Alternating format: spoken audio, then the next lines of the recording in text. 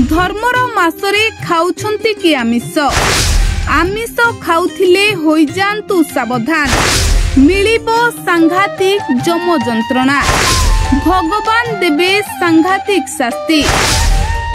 कौन आपण कार्तिक मासरे आमिष खाउछंती कि कार्तिक मासरे पाप करूछंती कि एही मासरे गोटिए दीप जालिले कोटिए पुण्य होइथाए आउ गोटिए पाप कले जम जंत्रणा मिलिथाए।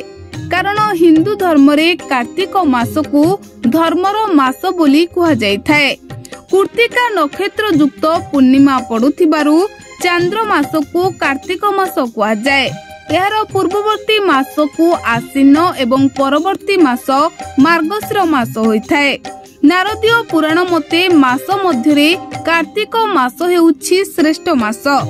यह धर्म मास होइथिबारु एही मासटी को निष्ठा सहकारे पालन करा जाइथाए। मास सारा आमिष भक्षण बारण रहिछि। कुहा जे पंचुक 5 दिन रे बग मध्य आमिष खाइबा छाड़ी देइथाए। कार्तिक मास मध्यरे दीपावली, कार्तिक पूर्णिमा, बोईत बंदाण, राधा दामोदर पूजा, बड़ ओषा, बालुंका पूजा आदि पूजा पर्व पर्वाणी पड़ी थाए। हिंदू महिला माने एही कार्तिक मासरे अति निष्ठार सह पालन करिथांती। हिंदू महिला माने एही कार्तिक मासरे अति निष्ठार सह पालन करिथांती हविष। सेमानंकु हविष्याली मध्य कुहा जाइथाए। हविष पाई पुरी रे बहु भीड़ परिलिखित होइथाए। कुहा जाए मास मानंक मध्यरे कार्तिक देवता मानंक मध्यरे भगवान विष्णु एवं तीर्थ मानंक मध्यरे नारायण तीर्थ बद्रिका धाम श्रेष्ठ अटंती। ए तीनी कली जुगरे अत्यंत दुर्लभ।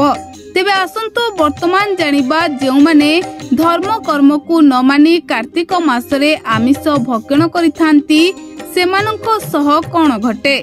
कार्तिक मासरे भगवान विष्णु पानी रे वास करंती बोली कुहा जाइथाए। तेणु एही समय रे आमिष खाइले मनुष्यर पाप हुए। केही केही एही धर्म मासरे पियाज रसुन मध्य खाइ नथांती। कुहा जाए कार्तिक मासरे मनुष्य जेतिकी पुण्य करे तार 2 गुणा अधिका पुण्य फल पाइथाए। आउ कार्तिक मासरे मनुष्य जेतिकी पाप करे तार 2 गुणा अधिका दंड पाइथाए। तेणु कार्तिक मासरे माछ माने पानी रे वंश वृद्धि करिथांती।